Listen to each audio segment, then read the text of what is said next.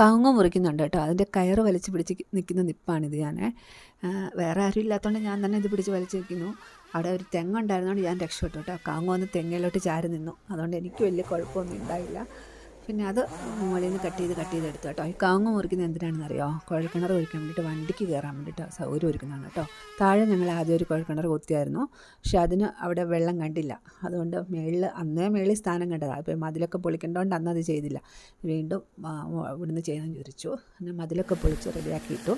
മതിലൊക്കെ പൊളിച്ചാലും എന്തായാലും വെള്ളം നന്നായിട്ട് കിട്ടി കേട്ടോ. നമുക്ക് ഇത്രയും വെള്ളം ഇവിടെ ഇട്ടിട്ടാണ് താഴെ കൊണ്ടുപോയി ആദ്യം കുത്തിയത്. ദൈവം അനുഗ്രഹിച്ചു, വെള്ളം നന്നായിട്ട് കിട്ടി. ഇനിയിപ്പം ഇതൊക്കെ ഒന്ന് ശരിയാക്കണം.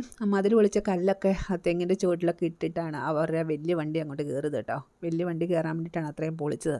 ഇനിയിപ്പോൾ അതൊക്കെ പെറുക്കി അടുക്കി വെക്കണം. അപ്പോൾ എന്തായാലും ദൈവാനുഗ്രഹം കൊണ്ട് വെള്ളമൊക്കെ കിട്ടി കേട്ടോ.